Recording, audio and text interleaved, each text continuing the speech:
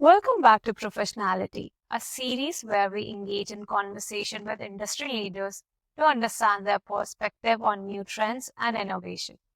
In today's episode, we have Sahana Ahmed. She is CEO and founder of Bare Bones Publishing. She's a novelist, poet, and a social activist. She was awarded Woman of the Decade title by Women Economic Forum in year 2022. Join us in the conversation with her as she shares some very insightful points from her journey. All right, Sahana, to start this interview, I would actually like to understand that you started your journey with graduation in hotel management, then later did your studies in tourism management, and now you're the founder of Bare Bones Publishing. So, what are the common threads in these diverse fields that helped you to shape your journey? Right. Nidhi, I'll club hotel management and tourism management together. So, in the hospitality industry, certain personality traits stand you in good stead. So, you have to be motivated, you have to be organized, you have to be able to think on your feet. You have to be aware, not just of your surroundings, but culturally aware as well.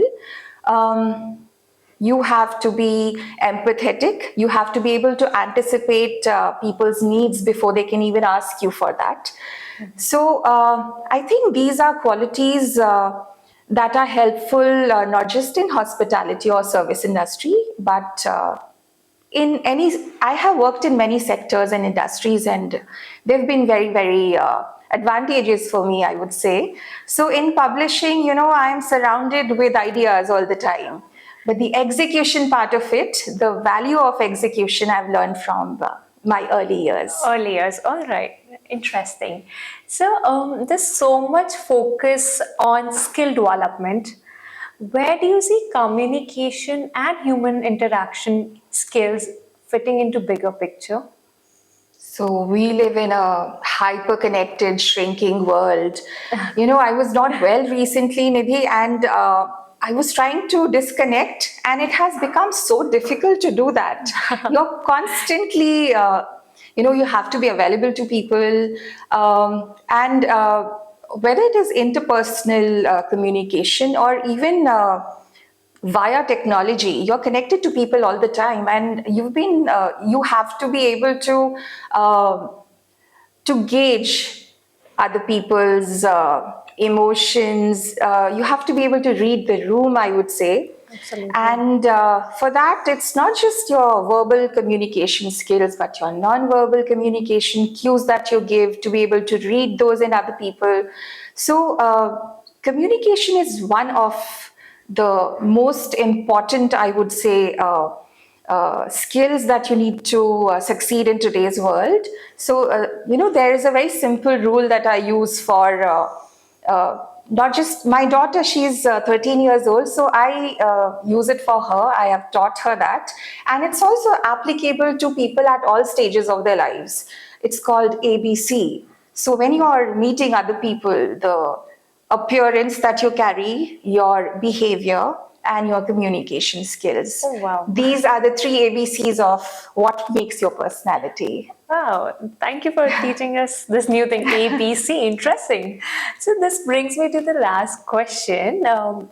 Can you give us some tips on self-improvement from your own experience that worked with you and that could help our audience? So there's one small exercise that I always used to use with my trainees earlier, and even as an entrepreneur now, to set my goals. I do this. It's a simple SWOT, but I don't call it a SWOT. I reframe the questions. So just take a piece of paper and ask yourself two very basic questions. What do I have? And I'm not talking about material things. I'm talking about intangible personality traits. Okay. So what do I have that I want to keep? What do I have that I don't want to keep? And then you can extend that exercise to two more questions, which is what do I don't have, I want to have, and what do I don't have and I don't want to have either. So if you really think about it, these are the SWOT, your strengths, weaknesses, the opportunities that you want, and the threats that you want to avoid. So based on that, you can give yourself a personal vision statement. Treat yourself like an organization, give yourself a mission statement, and define the time period for which you want to do this. So, give yourself definite goals, and do that every 6 months, do that every 6 years. It depends. And I'll tell you something interesting. I used to train people at TCS a long time ago. And recently somebody reconnected on social media and he said, ma'am, I have a small piece of paper in my wallet. It is now, completely torn, but I still see what I had written back in 2006. Wow. And it has helped him a lot. Wow. So I would say a SWOT. Self-awareness is where you start, right? Correct. Thank you so much. It was a pleasure having you here, and thank you so much for all the insightful answers. Thank you so much for having me here. It was a pleasure speaking to you.